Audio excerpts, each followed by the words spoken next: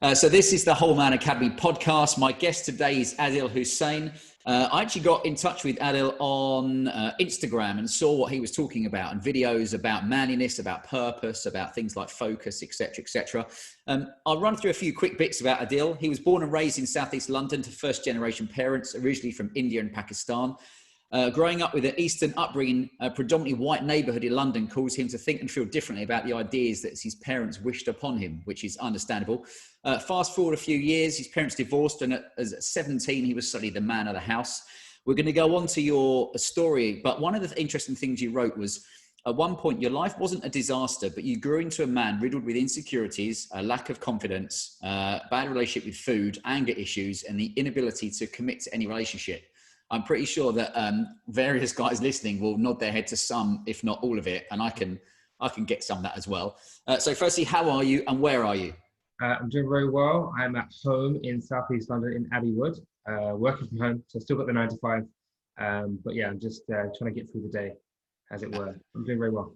Sounds good. And we were just talking off, and he said off air as if we're doing some like live broadcast for some media channel. But we're just talking before we started recording about working from home, and you'll notice for the people that are watching as opposed to listening that Adil has got a nice white crisp shirt on and a blazer, which makes me feel very, I haven't dressed up for the occasion.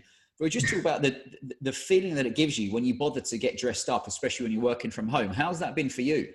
Yeah, so when lockdown first came into effect, I made a point to make sure that I dressed up every day as if I was going to work. One, I just really enjoy dressing up as it was anyway, but I didn't want to miss it. But two, it just meant that I could shift out of the kind of, the being at home, the comfortable element of, just relaxing and get into the kind of the work mindset. And I was putting it all over my Instagram and everything, and it was really inspiring others to do the same thing. Trying to maintain a routine in the morning, as it normally would be for me going to work, just really helped me keep that. I think it helped me maintain my sanity, to be honest, because if I just was being, just having to be at home and work, never really leaving the house and always being in the same clothing, I think I would have gone mad. Yeah, I know we said earlier, it's the blurred lines of working from home. And you made a really interesting point, which was, changing your clothes maybe means changing your kind of mindset and your state between I'm at work and I'm at home. And I know we've spoken about the blurred lines of, you might be working and then you've got family there and what have you. But I was thinking it's good if you can change your outfit even. It just means you're trying to kind of compartmentalize the work and being at home. Yeah. And let's talk about the reason why you were brought into my circle of trust, as it were, was through Instagram and seeing that you'd been talking about, some of the life lessons that you had and challenging guys to actually kind of go a bit deeper. But one of the things you said was it all started when I began losing my hair and going to the gym. So tell us a quick bit about that. So growing up, I grew up with my dad was very much about, he's a very manly man. And he was put things on me like, be tougher, be stronger. Like, why are you not very confident and things like this? And it's little things, or you're too sensitive. And these things kind of really, I didn't really realize how much they affected me growing up, but I never really felt manly or like an alpha male or very attractive. I was quite overweight pretty much all of my childhood up until the age of maybe say 23, 24. And it was basically the reason how I got into fitness was because I liked this girl at university and we had a bit of a thing. It was a bit kind of a new thing in my world for a white girl to be interested in a brown man. It didn't happen to me. And we had a little bit of a romance, but then she got back with her ex-boyfriend and she was quite open with me and about it and said that, he's got like great body and these biceps, and she didn't mean it in a bad way. She's just being honest about how she felt. Yeah, it cut me so hard. And I thought, oh my God, like I need to sort myself out. So I started going to the gym. I also shaved my head because my hair was starting to thin. I thought, well, forget it. Let me just get rid of it. My dad was going on at me to shave my head for so long because he's bald. I thought, you're just doing it because you're bald. But I thought I'd try it. And losing my hair, shaving it off, coupled with changing the way that my body looked, just changed things for me in terms of like my confidence. Yeah. Because I started getting now more attention from women. And this just carried on for a good few years. But what that really did for me was to show me that, okay, there is more to me than, how things were before. I can be an alpha in that sense. So my ego was very much at play from the ages of 19 onwards into my later years. which actually was probably one of the worst things for me, because it meant that I felt that any attention that I got from any women was just what I wanted, what I tried to attract the most. I couldn't hold down a relationship because I liked attention from other women. I didn't want to commit to anyone, even though I liked the idea of being in a relationship. I didn't fully commit with my heart. Yep. So that was never really going to go anywhere. And it's only I've been recently where I've started to realize that what my ego did to me, and trying to shift that. And my last IGTV post goes into a bit of detail about having relationships and having arguments in those relationships, and shifting away from your ego so that you can fully just embrace that relationship. Yeah, no, sorry. Ask that one again. Well, I tell you what, it's funny talking about ego, because, for a lot of guys, I think you go through phases. I know when I spoke to Wade Briggs on a podcast a couple of weeks ago, and when he asked me, what does being a man mean to you? And I said, well, I think it depends on what age I was. If you go in 10-year age brackets, yeah, and maybe that's the same with ego, is that when you're, and I think it's totally understandable, when you're young, for most of us, you're probably trying to find your way in the world and maybe prove yourself. And you're always looking for what's, the better car, the better house, the better watch, the better suit, the better girlfriend, relationship, all this stuff.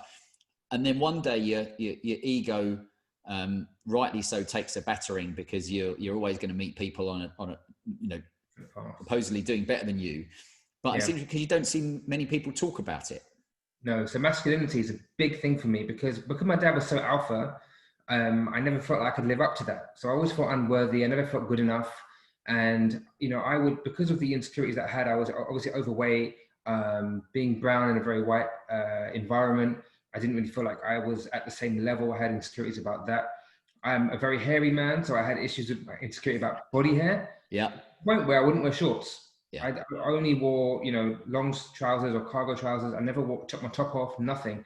And it was only recently where people have, been more open about their body hair, and said that it's quite nice, or it's normal, or don't worry about it. And the more I spent time in the gym and the gym locker rooms, and you see everyone's just different shapes and sizes, and no one cares.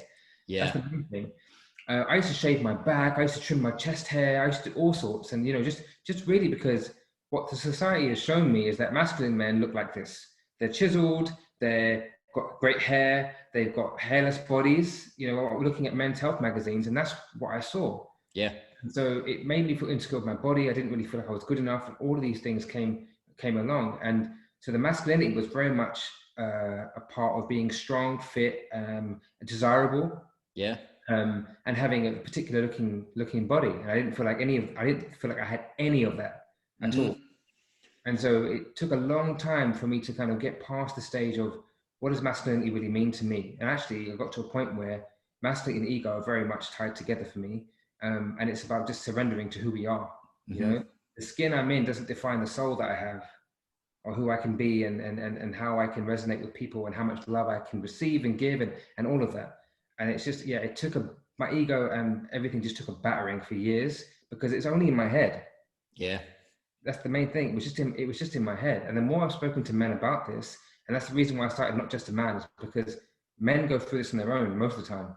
They think these things, and they see what they see on social media, and they go within themselves and try to heal and try to do things, and trying their best to sign up to a course that help them get women, or quick diets to help them get these, washboard abs. Yeah. Yeah, it doesn't work. And what I just think men need to just understand that they are who they are. You can work on your mental health, everything else will just fall into place. That's we should probably write that down. It's a nicely worded little thing that could go on your Instagram. I'll tell you what I think was interesting there is, it reminded me of one of the e-letters I wrote the other day. And I said, the most important opinion you can have is of yourself.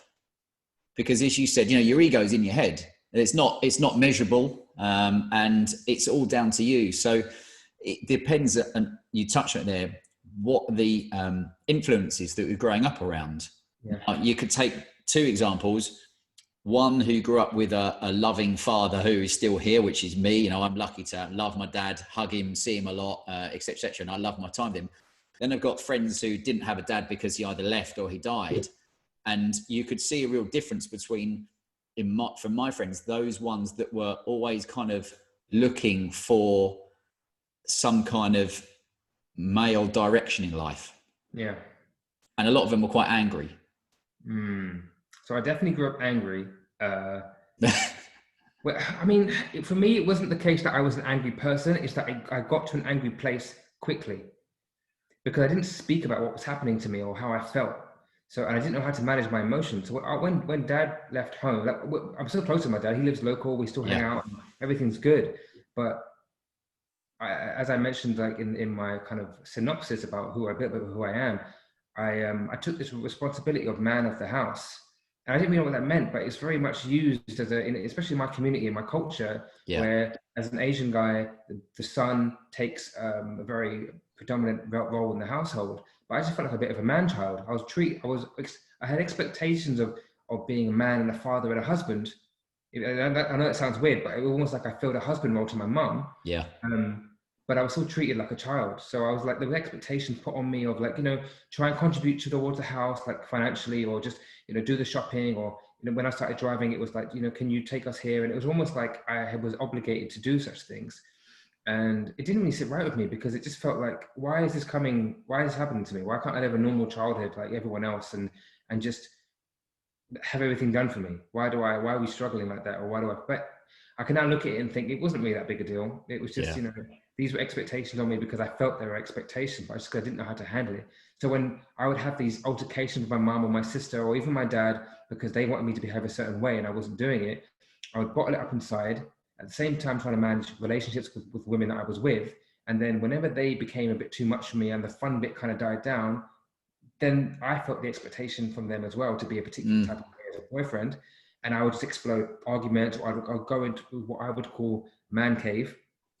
And man cave, which I don't know, many men might even be able to resonate with this, is when I have to get the hell out of here. I had to go to somewhere, and sometimes I'll book a hotel for 2 nights and just go and stay. Because I was living at home with my mum, because I felt that I had to be at home to kind of support the family. And I didn't leave my family house until only last year, 31 years old. Wow, yeah. I felt that I had a tie and an obligation to do what I could. And I actually also crippled myself financially in the process. So that's a whole different thing we can talk about. I end up, from a young age of like when I moved back home at 18 to I ended up spending money, emotional spending, to make myself better, getting into debt, credit card debt and all sorts. And I ended up getting to a point where I couldn't even leave the house because I couldn't afford it. Yeah. It's going to cost you money somehow. It was, yeah. That's one of the things, I'll rewind it back there. One of the things about was, interestingly saying like booking a hotel room just to try and have a bit of space. And space is one of those things I think, especially at the moment, to state the obvious, a lot of people have struggled with during this lockdown situation. It doesn't matter how great relationship you've got with people, what a lot of people have missed out on is, let's say, getting the train to work or going to the gym or doing all those things, or going and seeing your mates at the pub, or even just spending time on your own. And I know Chevy Ruff, who's a guy who was on probably podcast about 20, we're up to like 43 now. Nice. But he said, the importance of being okay in solitude. And I think it's not just being okay in it. I think it's such a valuable thing just to have a little bit of time on your own. I think that's valuable for people that are not alone already. So, for example, when we went into lockdown and I'm living in a house with people here, but I felt alone. Yeah. I broken up with my girlfriend. I now have no one around me. I wasn't going into work, so I didn't need space from anyone. I felt like I needed people around me. Yeah. So there's the flip, isn't it? You've got we've said this before on podcasts, you've got the guys that, let's say, have got families and what have you, that could do with a bit of like a day or two of just checking into a hotel. And you've got the guys that we knew that were living on their own that are like, I want a fucking hug. Yeah. Yeah, exactly. And that's one of the reasons, again, the reason why I've set up, the Not Just a Man movement and even the sharing circles, because I call them drop-ins because I want men to just be able to drop in whenever they want on a weekly basis, but really so they can take a bit of time out for themselves and just vent, just talk about some stuff. It can be anything. And then along the way, I'll sprinkle in some nuggets of like some mindfulness or a little bit about, I don't know, just some breathing techniques or just a way that you can just improve your life in little segments or little ways. But really, it's because we don't talk about things. And then even if we have got busy lives, family, friends, relationship, all of these things going on, it's very rare that we take time out for ourselves. So if you've got the gym, fantastic. But if you don't have these things, then you're just every day is busy, especially the corporate guys that are full on, non-stop. And now they're at home, they're probably working crazy hours because they start as soon as they wake up, 6 a.m. They're on their phones with their emails until late at night. So talking is so important. But yeah, if you can get that interaction with your friends, even better. But for those guys that are already living alone, a hug is great from time to time, or just someone you can just say, hey, what's going on? Let's go for a drink or something. Yeah, it's quite a scientific term I'll use, but sometimes just talking a load of bollocks is actually really good with your mates. You know, one of the chaps that's been to some of our Whole Man Academy events, and him and his son are both very much into Formula One. I work for two of the big Formula One teams. But I went round there the other night and we had some drinks, and we just talked a load of nonsense. Yeah. But it was really good. And the next day I was like, God, I've really missed that. Having that, getting out and, you know, just talking about stuff. And it doesn't matter, we could call it man stuff, but it depends what you're interested in, be it sport or finance or style or whatever. And I wonder why yourself, what was the spark then? I know you said about with your partner, but I've seen your Instagram, so you've got a good body, a great body. So how did you go from, because just because you want to change doesn't mean you know how to. So what was the moment, and maybe for guys listening that are thinking, do you know what, I'd like to sort my body out, and just, you know, hasn't got to be because it looks better, but maybe you feel better or stronger or fitter or healthier. What was the things that you changed? So genuinely, I just started going to the gym every day. I just went every day. I didn't know what I was doing, so I would look at the guys in the gym and I would just copy them. Literally, that's how it started. And then before you know it, a guy came over and started saying, hey, I see you're trying to train. I was going with a friend as well. And he was like an ex-military guy. He was like 65 years old, amazing guy. And he started just giving us tips. And then from then, I just started doing it more. I started buying the magazines, and then obviously moved into like Instagram and everything like that, and just following people that inspired me and just keeping it together. The one thing that I didn't take care of was my nutrition. So I'd go to the gym and I'd go to the student union and I'd have a pint and a baked beans and jack potato. So that wasn't working for me. So my nutrition wasn't on point. But then when the most change happened is when I just thought, you know what, nutrition now. So I was still going to the gym, and then I started on the protein shakes, as it were. But then I cut out my carbohydrates just for a little bit, just because I was overeating. I was living on, like, you know, McDonald's and Burger King, KFC. Yeah. I had the worst diet. Again, it was emotional eating. You know, these things made me feel better about myself because I just felt comfortable eating them, but it wasn't doing me any good. So it was just going every day, having good influence, so people that I could look at and think, I want to emulate this person, and that just gave me that motivation to do it. Plus, I already had the drive of that woman that just told me that she wasn't really into me, into this other guy. Yeah, and it's powerful. Yeah, exactly. Well, that's a great motivator. And then it was just about looking at my nutrition, saying, what are the things that aren't serving me? For me, I can put on weight really easily. It takes me a long time to lose it. So if I just cut out the things like, you know, you're not eating too much bread and pasta and potatoes, I still threw it in just a little bit. It meant that I could still eat, be full, and I wasn't overeating. Yeah. You know, I just cut out the crap for like a good, and then now I don't eat McDonald's. I don't eat none of that stuff. Fizzy drinks, if I do, it's like incredibly rare. I mostly just drink, you know, water, have some coffee. I've got like white foot, like electrolytes in my water. I don't really eat lots of crap. I try to eat as clean as possible. Yeah. But I still have a massive sweet tooth. So from time to time I want cake, you know, or I want okay. It's about balance. I just want to be the majority of the time, I want to just eat right. Yeah. And every now and again you have a bit of a blowout. It's consistency. You said, you know, it's even going to the gym, just getting started, you know, for me is one of the big things. The hardest bit, I think, is for people that don't like the gym. I love the gym and sport, and I could play football all day long, and, you know, I'd get bored doing anything else, but sport was one of my great passions. But it's always hard when guys don't really like the gym. And that's the frustration, if they don't realize that just because they're going to gym, if they're not eating right as well, and trying to do the daily things that will make a difference, then you're not going to the gym, not seeing any real difference and thinking, this is a waste of my time. And then you stop and go back round again. It's an interesting one for you then. So at what point did you, when you said like you used to feel overweight and obviously you got rid of your hair that kind of slowly disappearing, you know, so it's like, I always love that. And like, just get rid of it. It looks a lot sleeker. What point did you feel like, I feel good now? Even when all of that was happening and my body changed, everything was like, I feel like I still do to some degree have body dysmorphia, where I look in the mirror and feel there's something wrong. You know, it's so difficult. And now my mindset is changing to a degree where I'm trying to look at self-love point of view, like I am who I am, I'm beautiful, I'm good, I'm healthy, I'm fit, everything's fine. But it does take a while. And I think that's something that I think many men can resonate with, is there's always something, you know, that they're not quite happy with. But I got to say, I'd say within the last 2 years, I'm far more happier with my body. And even like the whole body hair thing, I'm more open with my body hair now. But that is a recent, I guess, change in my thought process. Yeah. So yeah, it took a long time for me to be, you know what, I'm good. I can take my top off at the beach. I'm good. It's amazing, because people look at me and say, "Dill, you look fine. You look great. What are you worried about?" You know, but It's all in there. So much there. Yeah. That's I always say it's a bit like having a bad hair day, where if you just shave it off, but you know, you can feel like your hair doesn't look right, and other people are like, I don't even notice. But again, it comes down to your perception of yourself and how you look, and then your make up that movie in your head of the other people are looking at you, and actually they're too busy worrying about what you're thinking about them to even have given you a thought of what you look like. Exactly. No, what I do believe now is no one cares. Yeah.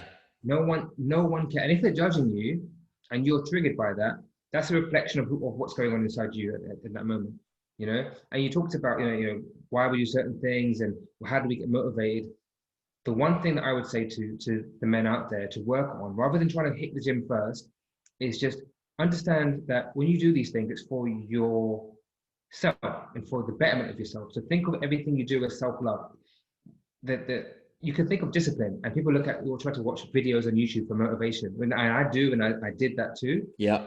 If you just look at the discipline and think, okay, I'm doing this because I love myself, it completely changes it. You don't think, oh, I have to get up at 5 a.m. to go to the gym. You think, oh my God, I can't wait to get up at this early so I can make myself a better version of myself.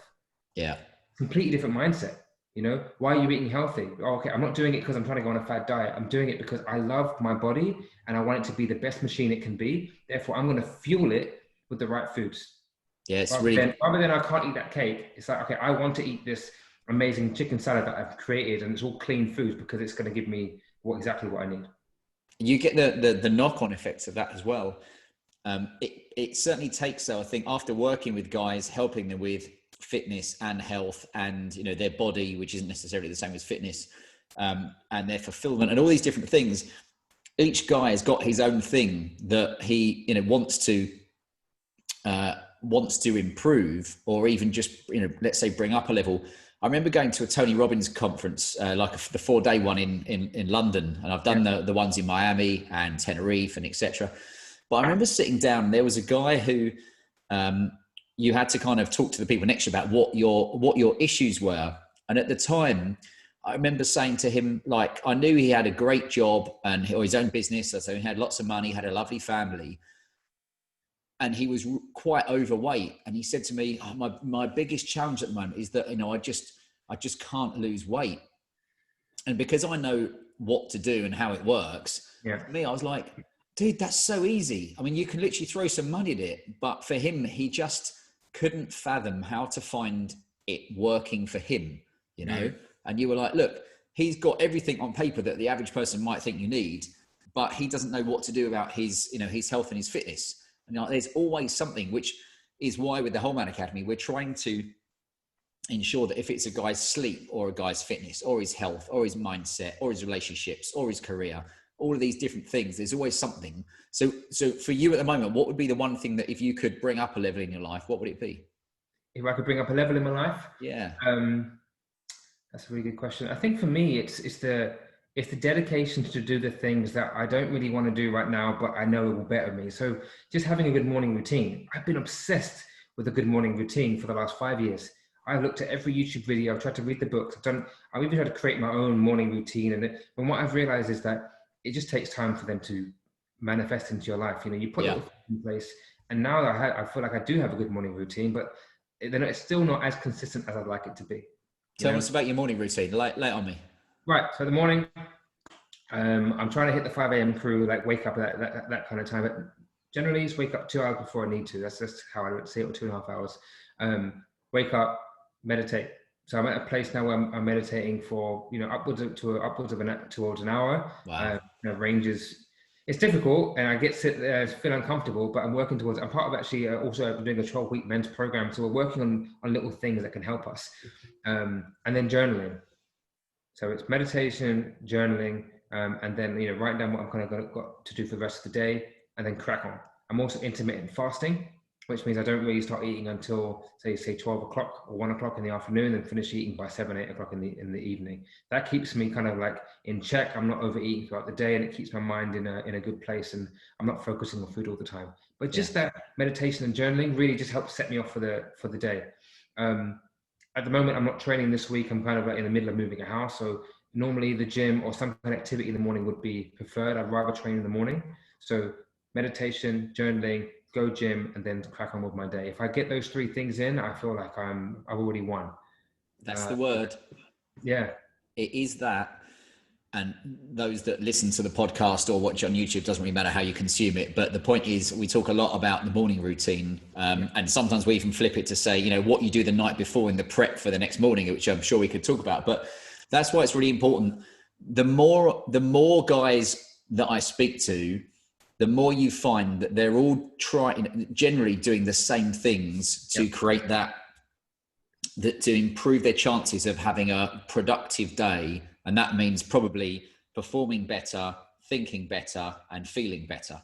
So it was great that you said with the meditation. So where do you, let's say, first thing in the morning, the alarm goes off.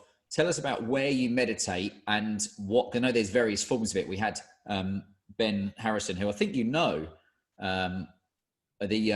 yoga teacher to the armed forces on 2 weeks ago. Yeah, great podcast, by the way. Thank you. I'd like to say it was all me, but he did most of the talking, which is the whole point of the podcast. But how about for yourself? How did you find it did work, didn't work, and you kind of had to find your way in it, or was it just I've got this meditation stuff? Yeah. So the first thing I would say as well that I do in the morning is that my phone is my alarm, but I don't touch anything. I just turn my alarm off when I get up. I don't touch my phone until the first few things are done. Good. In terms of looking through anything, no, that's just not done at all. I do use an app called Insight Timer, which is just a timer to help me meditate. And it's just so I set it for like half an hour. Then at least I know that I haven't got to worry about going over or not doing enough of what I want to do. And I do set a time because I like to level up if I can. So when I first started meditating, I couldn't sit for 5 minutes. I just couldn't. It was that boring. I used to procrastinate and not want to do it at all. But then really it just had to come down to just sitting there and focusing on my breath. That was it. Thoughts come and go. I try to overthink not thinking. But now what I do is if I have a thought, I look at it and I think, okay, that's an interesting thought, and then come back to my breath. And now the meditation that I do is to, when I'm breathing in and breathing out, to focus on a single point in my, just under my nose, just a little bit called, I think it's called the fulcrum, or I don't know what it is, but just trying to bring awareness to a single point on my body just helps kind of put me in a state of Zen. And it's not always the same. Sometimes I have visions. Sometimes there are colors that come into my mind as I'm meditating. But generally, it's just to kind of give me that time in the morning before anything else starts. Yeah. To just sit there and be peaceful. So all I would say to anyone listening, if they're looking to get into meditation, try some apps, Headspace and Insight Timer, 2 fantastic apps you've probably heard of already. But don't be afraid to sit there just for 5 minutes a day. Don't be worried about your thoughts. Just go back to your breathing, in and out, sit there in a comfortable position. I tend to find a nice place. I sit against the wall because it can get uncomfortable sitting there, so I think I don't want anything to distract me from the meditation itself. Don't be afraid to sit against the wall, sit on a cushion, somewhere where it's not too cluttered all around you, a nice peaceful space that you won't be disturbed, and you're good to go. Just don't be afraid to try. There's 2 good things there. One is, and you make a good point about, trying to sit up, because I must admit, when I started doing, I've had various forms of morning routine, and that also depends on whether you've got little kids who are, who need to be woken up immediately. So your morning routine goes out the window because you're having to deal with that, or you're getting up. I used to get a train at pretty much 6 o'clock every morning. Yeah. So unless you were getting up at 4:30, plus you might have been out the night before, so that would go out the window. But it's about trying to be consistent and not going, do you know what? It's gone wrong today. Oh, well, I'll just leave it. It's like, okay, let's reset. But I don't know if you've ever had it. Firstly, I did have it before where, especially now that it's getting dark in the mornings, some mornings you'd wake up and you'd start your meditation. But I used to make the mistake of I'd lay on the floor with my head on a pillow, and then I'd wake up 20 minutes later, like, what? 2:30.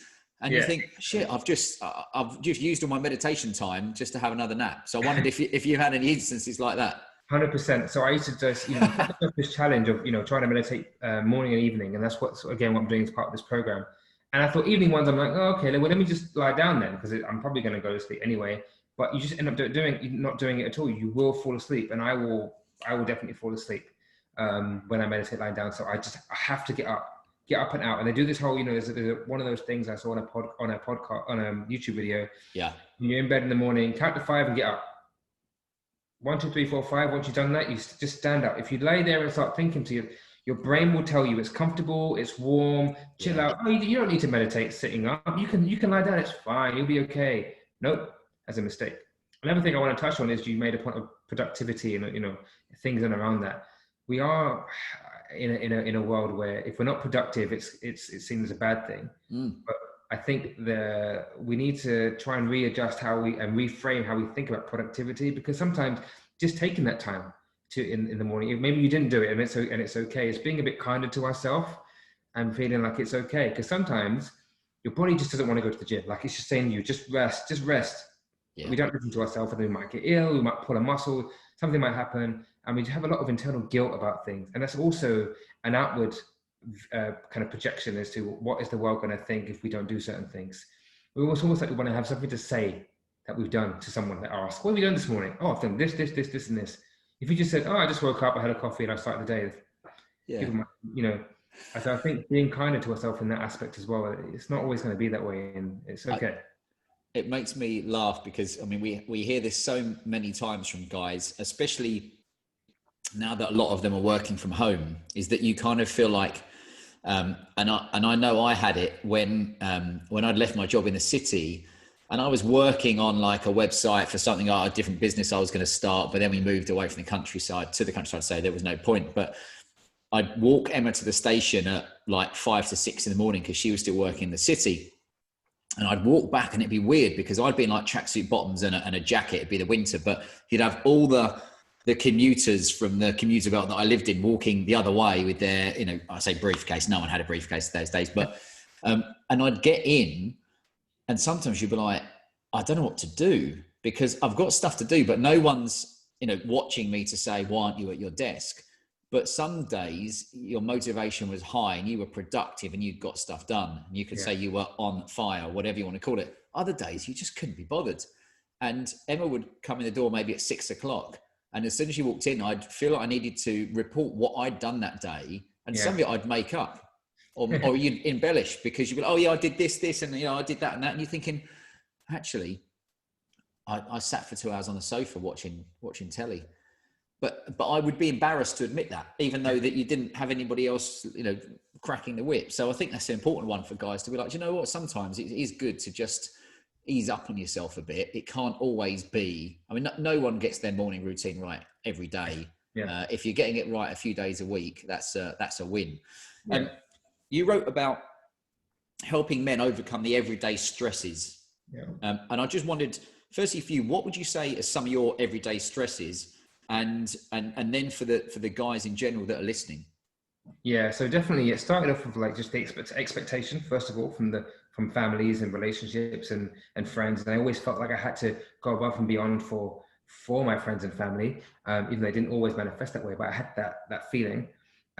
So I put that own stress on myself. So that's one. Work stresses, so just trying to do good at what I'm doing within my job.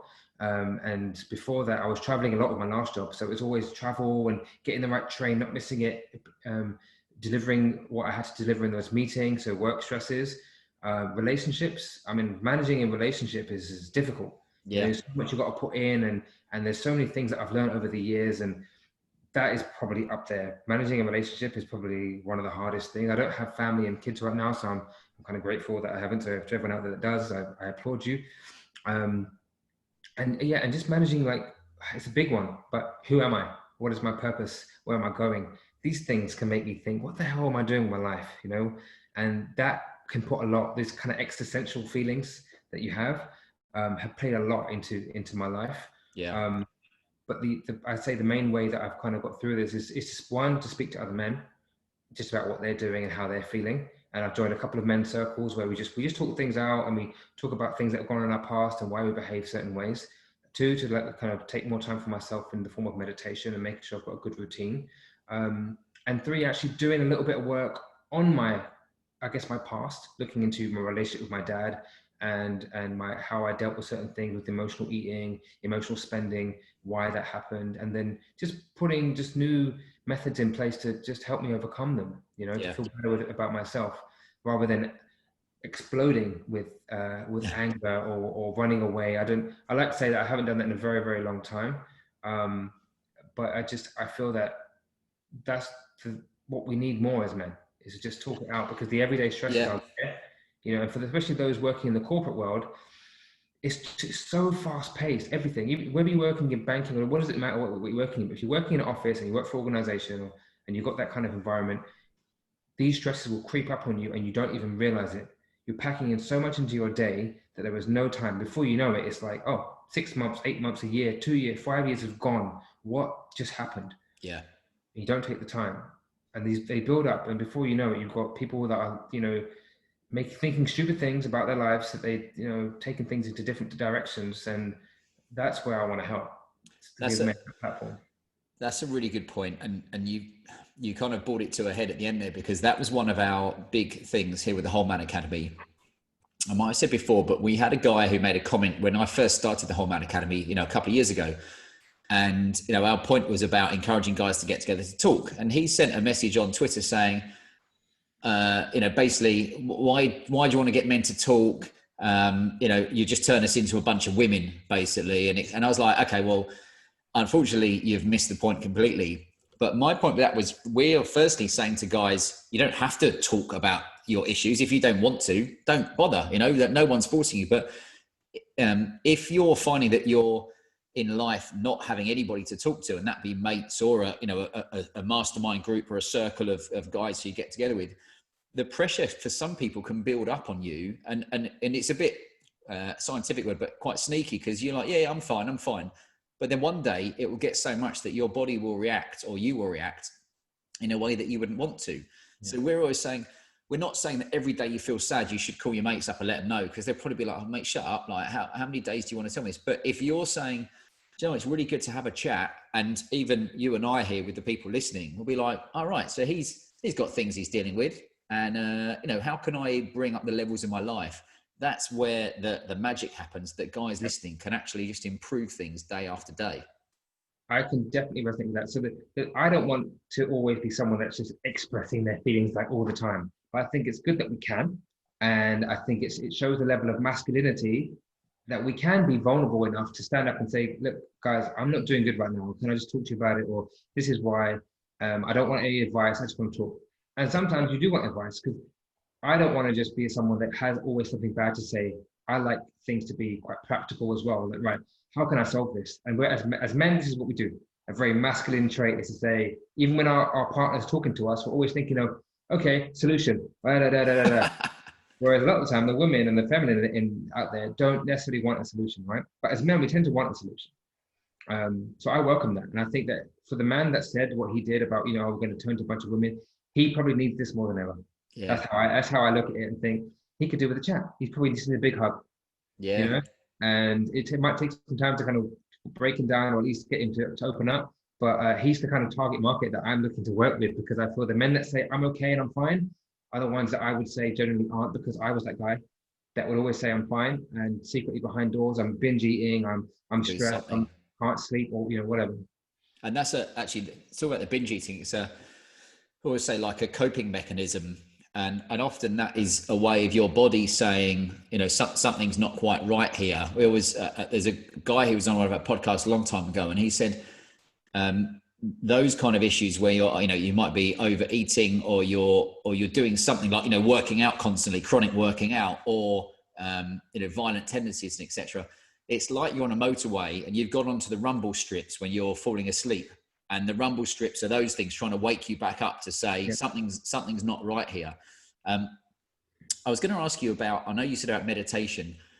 I'm very much about how can a guy when he's taking time for himself, just calm his mind, so you're not having all these thoughts running in your head all day. So just wondered if you, when you are meditating, it's very hard. I would say don't try and think of nothing, because as soon as you've thought of nothing, you'll go, oh, I've thought of nothing, and now you're thinking about it. Yeah. So I wondered for yourself, how do you calm your mind? Not necessarily when you're meditating, but maybe that, or just generally.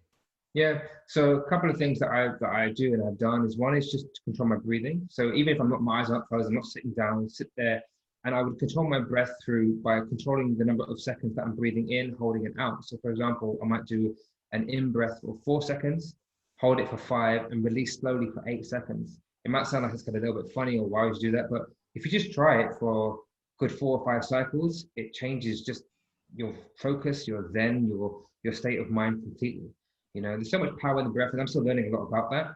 But just that simple one alone really, really does help me. And the other one is, sometimes I would listen to what's called affirmations. Yeah. So there's someone on Spotify or just someone on YouTube where it's just someone repeating things like, you know, I'm worthy, I'm strong, I'm powerful, I'm calm. And I might just even Google one that's like a specific topic, like, you know, just calm affirmations or whatever. And just having them on for like 5 minutes and with a little bit of music in the background really helps. And the other one is listening to binaural beats. I'm not sure if you brought up before, but I find that just having it on in the background, even before I go to bed, or just in my ear, even if I'm doing some work, it completely changes your focus or your energy. So I highly, highly recommend. Yeah, binaural beats is probably one of the top ones for me. I think that really does help. The good thing there is there's lots of options for guys out there, isn't there? And I'm sure one of the things I'm always trying to explain to people, if you're doing coaching with them or you're just having a chat to people, is, you know, just because something works for one of their friends, it doesn't mean it's going to work for them. It's a bit like when people say they want to lose weight and they're like, oh, well, Bob up the road did the, you know, cabbage soup diet. And you're like, okay, but he, you know, has got a, you know, different body to you and different ancestry and different this and different lifestyle. Yeah. But that's the thing, you listed some really good points there that can help you just calm your mind, because I think especially at the moment, so many, and I find it myself sometimes, if you're trying to work from home and maybe you've got kids, or you're trying to do all these different things, and especially in the world in the last 6 months, where a lot of people, their normal routine has been ripped up and quite frankly thrown out the window, is being able to find that time where you just, even if it's for 5-10 minutes of a day, is being able to calm your mind. So the binaural beats, you know, even when you're going to sleep is one of those. I was listening to Affirmations, again, I find it on Spotify, and, you know, just letting yourself drift off to sleep. And it's powerful stuff. So what's next for you? I was going to ask you how, with the group of guys that you've been doing a kind of 12-week thing with, what are the benefits been of that for you? So one, just being able to connect with other men that are on a similar journey where they want to level up. So it's in all aspects. These are like entrepreneurs. They're guys that work in the corporate. They've got families. They're single. There's all makes us 33 of us, and we're going through 12 weeks, and every week there's a new module. So it's looking at things like your vision, the future, the things that have limited you in the past. You know, your relationship with family or business, whatever it is. We're looking at things like meditation, semen retention. So that's another topic that's come up about maintaining, keeping the energy within you, and not just looking for quick gratification. And that flows into many things, even impulse buying and shopping. Yeah. And what it's given me is the framework for discipline. So one of the things that I feel very strongly about now is what's called a blueprint. When you think of a building, before it's a building, it's a blueprint. Now we are a building. To become a higher level or a better version or a more efficient version of who we are, creating a blueprint will help us along that path to get there. So if you map it out and you're like, where have I come from? How do I kind of deal with these things here? Where do I want to be? How do I get there? You can look at it, create a little plan, and be like, cool, I've got something to work with. Yeah. And that's what I feel like I'm doing and what I'm working on. And I want to be able to work with men that, for myself and for not just a man, to do the same thing too. But this has been a great platform and just a great way of looking at things. I think one thing that we can encourage more men to do is stop looking outward for a little while and look at what everyone else is doing. Look within, check in with your body. Like you said, there are things that are happening to us that we just don't even take stock of. Okay, I'm getting a slight pain in my shoulder, or I'm feeling like I haven't got the energy right now. We just think of it as normal. But if we just take stock, take a little check in with ourselves, write some things down, you know, how are you feeling, you know, even working with a coach like yourself or anyone out there, and to see the that might just to give you a little bit of help and guidance so you can Yeah. create that blueprint, and then you can run with it. Don't be ashamed to ask for help as well, That's one of the main things. It's okay to ask for help if you're not sure. And if you're thinking about, I can't afford a coach, and these kind of things, think about how much money you waste on things that aren't doing you any good whatsoever. There is so much that can be gained from a coach, and give you an accountability partner as well. Someone to say, right, I'm going to do this every day. And that's the other thing I get with these men, is that we have to do these things, because we're going to check in with each other. They're going to ask you, have you done this? Have you done that? And if you say no, you don't want to say no. Yep. So it's really helping me in that sense. That's the important bit. I mean, it comes from all levels of, even when people have, personal trainers, it's the accountability, of having skin in the game and saying, I'm going to be here at that time. And if I'm not, it's going to have cost me money. Now, I know that applying money to it doesn't always, mean that people are going to follow through with things. But I was just this morning, I was talking to a guy who works for one of the really big companies, who I won't name, but hopefully we're going to kind of do something with them in a couple of weeks' time. And he's a really lovely guy. When you speak to someone for like 50 minutes and it feels like it was 10 minutes because what he says resonates with you. But we said then, people often don't value what they don't pay for. So if I gave you a free t-shirt, you might get pissed tonight and leave it on the tube. But if you pay like 150 quid for your t-shirt, you'll probably carry it on a hanger and say, can you move out the way and take care of it? But that's the thing, is the accountability for guys. It doesn't matter if you're at the gym or trying to level up in life, having someone else to, I always say it like having a bird's eye view as well, because to state the obvious, you're in your life and you can only see it through your eyes. But if someone else can kind of stand back and look at everything that's going on and ask you some questions, and people are like, I just, looking at it from a different perspective is quite powerful. Exactly. And I've started a new job, and I can go into this new job and look at the processes that are in place and think, why is it like this? And they can't see it. They're like, oh, but this is how it's always done. Everything's great. And I'm like, no, it's not. It's the same thing with our real lives, right? Someone comes in and can say, I can see some negative patterns here that aren't disturbing you at all. And this guy would, well, what do you mean? I've been doing this all my life. I'm good. No. Yeah. So exactly. You're exactly right. Someone coming in from the outside is. I love that. It's like, but this is how we've always done it. And you're like, well, I'm not too sure about that. And I always think also it's like for all of us, even if it's working really well, sometimes it's good to have to switch things up or just try something different, because maybe it'll make it even better. I think a lot of people, we always think that what we're doing is the best way. And I've been guilty of that in the past myself, where someone's like, here's the thing, sometimes you ask for advice, but you don't want the answer they give you. Yeah. And you're like, no, I'm not doing that. I'll stick with how I'm going. So I understand. I got to say, it's a pet peeve of mine when you can see someone needs help, or they even ask you for help, and you give them some advice, at least a different way of thinking, and they completely dismiss it. And then they come back to you with the same scenario again, or very similar. You think, mate, I told you already. Like, at least try what I've said, It's like a looping situation where, you'll be like, what's your advice? This, no thanks. I'll come back a week later. What's your advice? And you go round and round. Well, there's a question for you. So let's say, we always ask if you're talking to a guy now and you could give him like one or two bits of advice on how to do life better, from your experience, what would a couple of the things, and they haven't got to be kind of earth shattering moments, but just sort of simple things for yourself? I would say, look at the things that you're not happy with right now. Ask yourself, are these things that I have control over? If you don't have control over, then don't worry about them. If you do, what can you do to fix them? And try and find someone that's doing something in a way which is better, or you can see that they're successful in that area. Yeah. And just have a chat. Have a chat with them and explain to them what kind of levels that you want to move towards, and that you feel inspired by them, and reach out. Even if you don't know them, you see them on Instagram or social media, or to reach out, ask.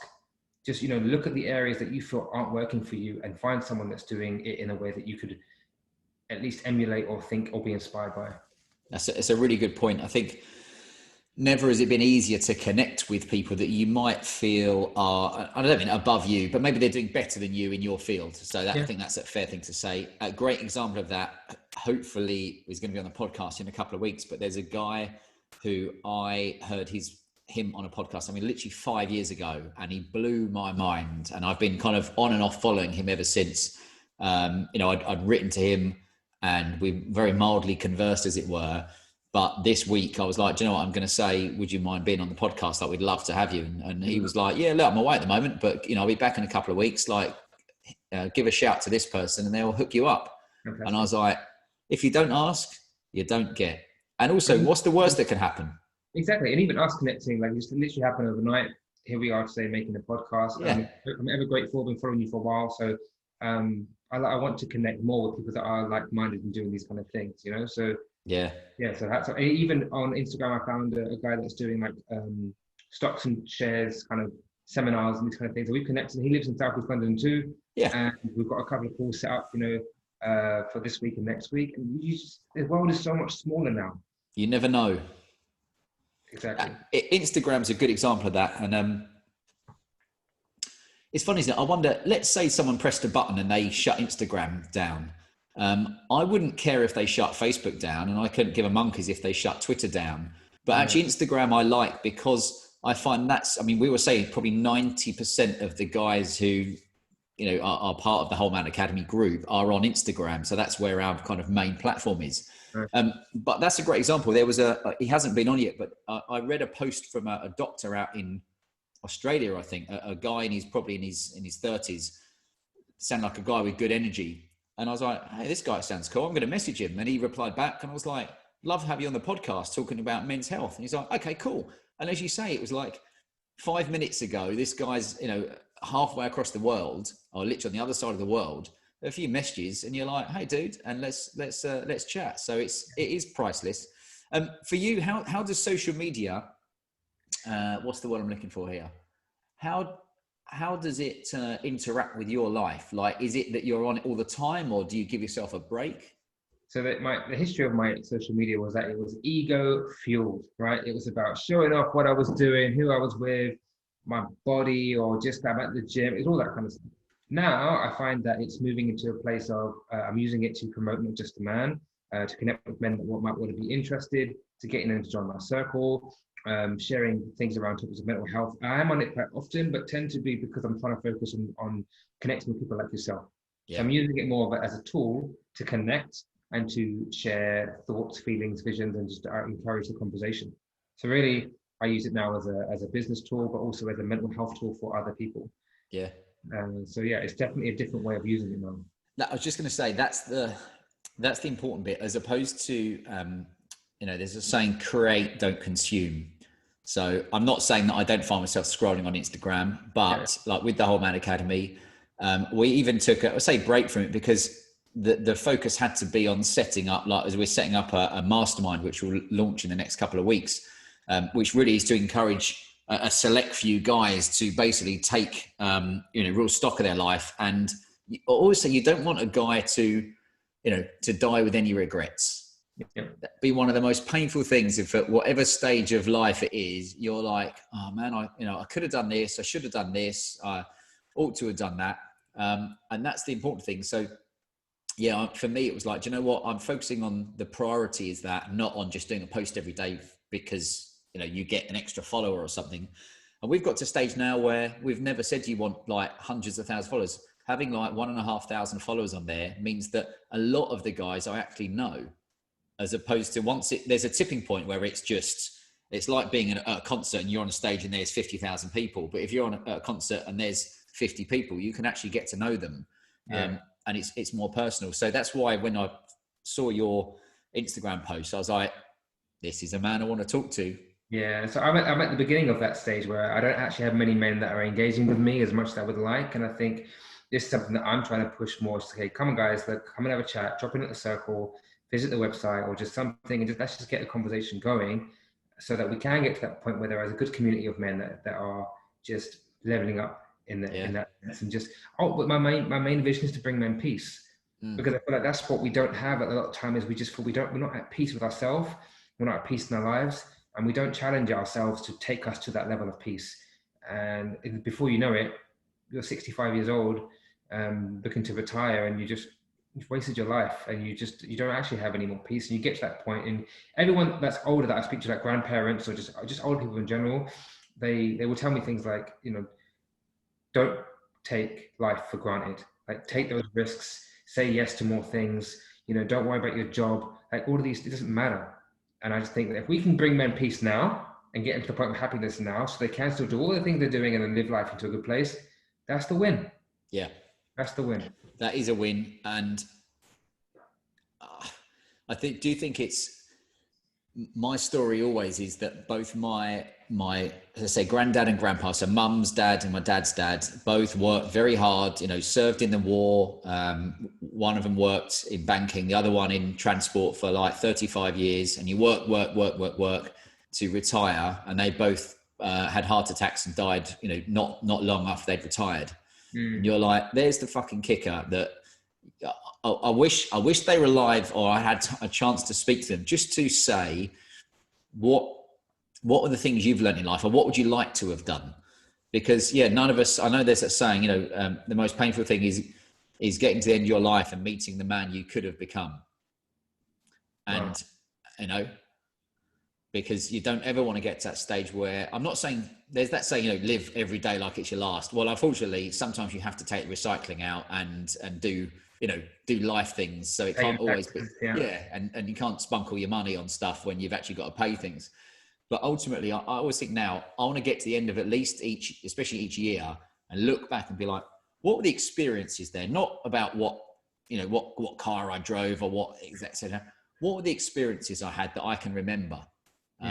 And that's one of the big things, connecting with someone like yourself. It reminds you that we're all trying to work towards our own peace, as it were, whatever that means. So what is if someone said, you know, closing your eyes, you've kind of found peace with where you are in life, what does that look like to you? Cool. So I was just going to move on to that. So I want to retire by the time I'm 40.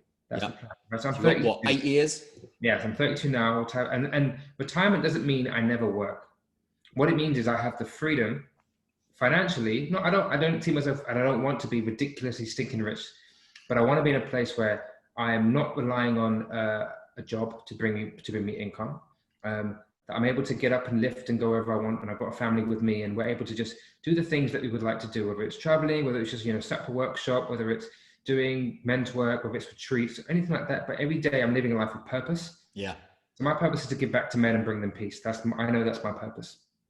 If I'm doing that every day and I'm comfortable and I'm good, I have a loving family, and I can, you know, travel the world, and I can spend time with my loved ones without worrying about, I guess, having to do a job or any restrictions, limitations in life. I'm happy, I'm good, you know, and I'm working with a whole bunch of men who are all around the world, and helping them bring peace, and then pay it forward for them as well. Then I'm happy. That's priceless.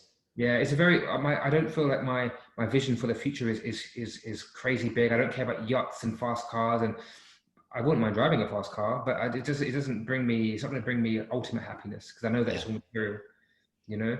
I think what we all really want, when we say we want to be rich, it's because we want freedom to do what we want. Yeah, if there was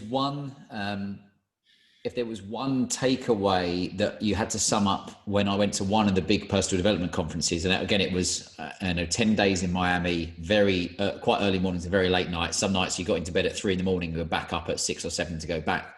But ultimately it came down to, you want freedom. And you know, it sounds ridiculous, but we all stood up when we're chanting it as if it was like, was it Mel Gibson in Braveheart? Yeah. But freedom to each man is different. And I'm very much on the same line as you. I used to think that kind of doing well in life meant that you had loads of money and all these things, the trappings. And then I had a family, and now I've got a job where if I'd have still worked in the city, I wouldn't have seen my boys. Yeah. You know, I'd have gone to work at 6 a.m. I'd have got home at 6 p.m. Some nights not come home till late. Now most mornings either have breakfast or lunch or dinner or all of them, because you work for yourself. Yeah. And it's funny, years ago, I'd have been like, that's not enough. Yeah. But now they're the things that I've got friends that work in the city, that I had a conversation with the guy, and he's like, so what do you do with this and that? And I said, well, it means I can also take my little one to nursery every day and I need to. And he was like, I've never done that, you know, and he earns a huge amount of money, but has he got freedom? No. Exactly. So you're bang on with that. Yeah, I mean, you know, again, when you grow up, especially in the UK, especially in London, and because my parents are first generation, they wanted me to do that linear journey of, you know, school, college, university, job, marriage, house, all of that kind of stuff. And you do fall into that trap.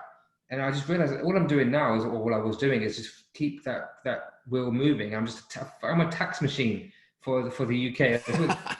That's all I've realized that I am. I'm like, when I used to see my salary and I see how much is given away, I'm like, what the hell? I can't do this. So I'm looking at, other income streams, ways of bringing in income for myself, working on my own business. I want to get into, building up. It's not just a man. Continue with the coaching that I'm doing. I deal with a personal trainer as well. I've always been looking at other ways that I can do all this. And a message I would give to everyone out there is, why are you working? Why are you working your ass to the bone? Like, what is it you're actually trying to gain? In, like you said, we're trying to gain freedom. Why are you working the way that you're working? Is it worth it? Look, just take a little look. Just take a little stock of where you're at, and just ask yourself, am I happy? Do I feel like I'm at peace? And then if you want to give us a chat, come say hi, and let's have a conversation. Yeah, no, that's good. And that one of the things I know from, let's say, the average professional guy who maybe is working in a company, which what I did for 20 years, was that you're working for someone else, but ultimately you say, like, what do you want? And a lot of them want to have that ability to go and do something themselves. But I always say, look, it doesn't mean you should leave your job tomorrow, but at least have a think about it and have a plan in place. Even if it's a 5-year plan that you're like, do you know what? I'm going to start on learning about different investments or saving more money than I'm spending, and doing those things so that in 5 years' time, I can be in a strong position to make my own choices. Yeah, I've seen many stories where someone had a dream where they wanted to have their own business. Obviously, you couldn't do it straight away. They say, okay, make sure that your side business is earning double than your current, like, your job, wherever it's going to be. But if you were just consistent for a good couple of years and doing it like you said, you can get there, and you will get there. If you don't start, you won't get there. Yeah. And the thing that used to drive me is I used to think, again, existential. Why was I born? I was not born to work and die. It doesn't make any sense. If you look at just the bigger picture, why are we even here? You're not, just live a life of purpose. Just be happy. Don't worry about trying to get Microsoft some more money or a new client. It doesn't make any difference. Do what you got to do. Think of your job as a means to an end. You save up as much as you can so you can do what you actually want to do. If you need to learn a new skill, you can learn it from anywhere now. You can learn it for free on YouTube. You can pay for a course, invest in yourself. I would say invest in the things that you want to do. Because they say life is too short, but it really is, There's no point. We only get one of these. Yeah, no, they're all good little nuggets. And the last thing I'd add to that is get around the people that can help you, and inspire you. Because I know enough guys now that are like, they were working for a company, but the people around them were quite happy to just be, and there's nothing wrong with just working for a company for the rest of your life if that's what you're happy with. But you're like, look, if you want more than that, you need to get out there and hang with some entrepreneurs or guys that are going to help you take that step. Man, there's a lot we could talk about. Well, look, I'm gonna wrap things up and let you go. I already hear my stomach rumbling as well, which means it's time to have lunch. But what I do is the podcast is going to come out, but I'll put all the on the show notes where people can get in touch with you. And also we've got our next Whole Man Academy Zoom call is on the 16th of September, which is a Wednesday evening. So if you're available, what time? 6:30. I should be free. I've got my one other call before that at 5 and 6, my men's program, but I'm free. So see if you're available. And in the meantime, I appreciate you taking your time out of your work day to speak to myself and the guys that listen to the Whole Man Academy. And I encourage them to hit you up on Instagram, and hopefully we'll see you at one of our events soon. Yeah, no, definitely. Thank you so much for the time. If anyone does want to reach out to me, check out the website, notjustaman.co.uk, and just drop me a line. Perfect. Lovely. Right, mate. Well, I appreciate your time, and I will speak to you soon. Thank you, man. Take care. See Cheers. You later.